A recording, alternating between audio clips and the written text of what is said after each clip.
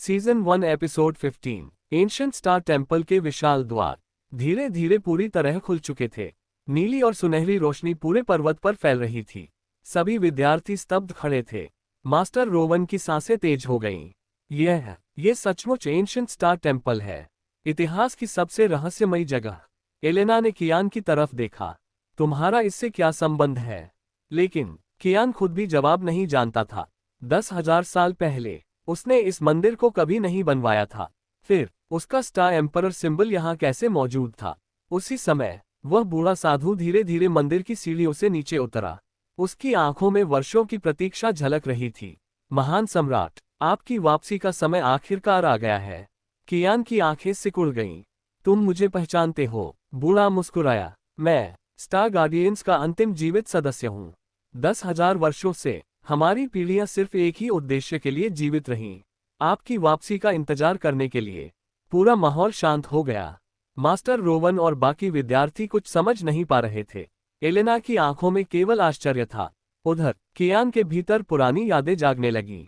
उसे याद आया, एक गुप्त संगठन जो उसके साम्राज्य की रक्षा करता था।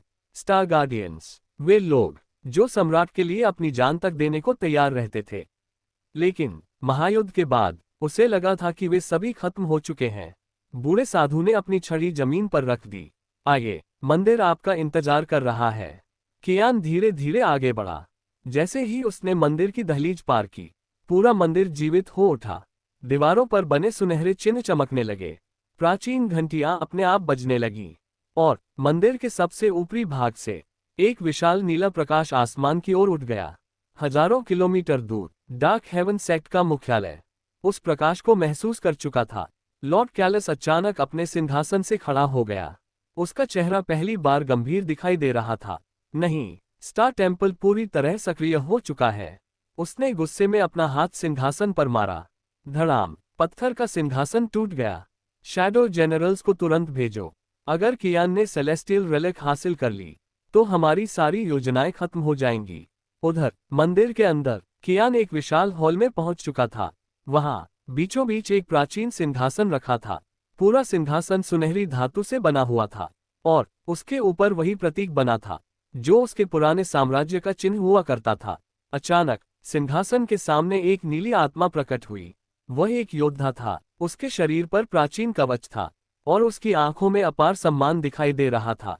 जैसे ही उसने कियान को देखा, वह घुटनों के बल बैठ गया। सम्राट की जय हो! पूरा मंदिर उसकी आवाज से गूंज उठा। कियान स्तब्ध रह गया। तुम अभी तक जीवित हो।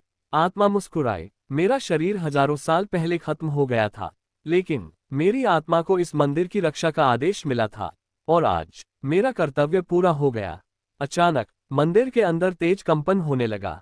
जमीन कांपने लगी। बूढ़े साधु का चेहरा बदल गया। वे लोग आ गए। बाहर आसमान पूरी तरह काला हो चुका था। सैकड़ों काले योद्धा पर्वत को घेर चुके थे और उनके सामने खड़े थे डार्क हेवन सेक्ट के 3 शैडो जनरल्स। उनकी शक्ति पहले के सभी दुश्मनों से कई गुना अधिक थी। उनके नेता ने आसमान की ओर देखते हुए कहा, सेलेस्टियल एम्परर, आज तुम्हारी यात्रा यहीं समाप्त होगी। लेकिन मंदिर के अंदर कियान की आंखों में फिर वही पुरानी चमक लौट आए। 10,000 वर्षों का सम्राट एक बार फिर अपने असली युद्ध के लिए तैयार हो रहा था। Season 1 episode 16। Ancient star temple के बाहर आसमान पूरी तरह काला हो चुका था। बिजलियां लगातार चमक रही थीं। डार्क हेवन सेक्ट के तीनों शैडो जनरल्स पर्वत के ऊपर खड़े थे। उनकी मौजूदगी से पूरी घाटी कांप रही थी। मास्टर रोवन का चेहरा पीला पड़ चुका था। ये लोग हेवनली कोर रेल्म के योद्धा हैं। ऐसे लोग तो केवल प्राचीन कथाओं में मिलते हैं। बाकी विद्यार्थी डर के मारे पीछे हटने लगे। लेकिन मंदिर के अंदर कियान पूरी तरह शांत था। उसकी नजरें उस प्राचीन सिंहासन पर टिकी थीं और वहीं उसके सामने खड़ी थी स्टार गार्डियन की आत्मा। उसने दोनों हाथ जोड़कर कहा, महान सम्राट, अब समय आ चुका है। सेलेस्टियल रेलिक आपकी प्रतीक्षा कर रही है। अचानक सिंहासन के पीछे की दीवार खुलने लगी। एक गुप्त कक्ष दिखाई दिया। उस कमरे के बीचों बीच एक सुनहरा रहा था। उसके अंदर हजारों तारों जैसी रोशनी चमक रही थी। कियान की आंखें फैल गईं। स्टार एम्परर हार्ट, 10,000 साल पहले, युद्ध शुरू होने से पहले, उसने अपनी आधी शक्ति इसी खजाने में सील कर दी थी, ताकि अगर कभी उसका पुनर्जन्म हो तो वह दोबारा अपनी असली शक्ति प्राप्त कर सके।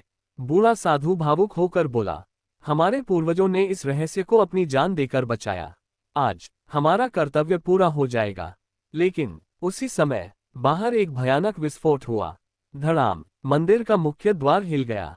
शैडो जनरल्स हमला शुरू कर चुके थे। उनका नेता जोर से हंसा। सेलेस्टियल एम्परर, अब छुपने का कोई फायदा नहीं। आज तुम्हारी कहानी हमेशा के लिए खत्म हो जाएगी। मास्टर रोवन अपनी तलवार निकालकर खड़े हो गए। जब तक मैं जिंदा हूं, तुम लोग इस मंदिर में प्रवेश नहीं कर सकते। लेकिन उनके सामने खड़ा पहला शैडो जनरल केवल मुस्कुराया। उसने अपना हाथ आगे बढ़ाया। अगले ही पल एक काली ऊर्जा की लहर निकली। धड़ाम, मास्टर रोवन कई मीटर दूर जाकर गिरे। उनके मुंह से खून निकलने लगा। एलेना घबरा गई। मास्टर, शैडो जनरल हंसने लगा। कमजोर इंसानों, तुम लोग हमारी ताकत को समझ भी नहीं सकते। इधर मंदिर के अंदर कियान सब कुछ महसूस कर रहा था। उसकी मुट्ठियां कस गईं, लेकिन स्टार गार्डियन ने उसका रास्ता रोक लिया। नहीं, पहले सेलेस्टियल रेलिक को स्वीकार करो। अगर तुम अभी बाहर गए तो तुम्हारी शक्ति पर्याप्त नहीं होगी। कियान कुछ क्षणों तक चुप रहा। फिर उसने धीरे धीरे उस सुनहरे क्रिस्टल की ओर हाथ बढ़ाया। जैसे ही उसकी उंगलियां उससे टकराईं, पूरा मंदिर कांप उठा। आसमान में हजारों सुनहरे सितारे चमकने लगे। स्टार एम्परर हाथ सक्रिय हो चुका था। अचानक असंख्य यादें उसके मन में लौटने लगीं। पुराने युद्ध, पुराने साथी, उसका विशाल साम्राज्य, और वह आखिरी रात जब कैलिस ने उसके साथ विश्वासघात किया था। कियान की आंखों में गुस्सा भर गया, लेकिन उसके साथ ही उसकी खोई हुई शक्ति का एक हिस्सा वापस लौट आया। उसके शरीर से सुनहरी ऊर्जा निकलने लगी। पूरा मंदिर रोशनी से भर गया। बाहर शैडो जनरल्स अचानक रुक गए।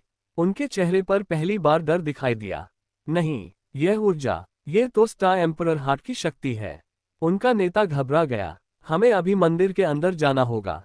लेकिन तभी एंशिएंट स्टार टेम्पल के चारों ओर एक विशाल सुनहरी ढाल बन गई।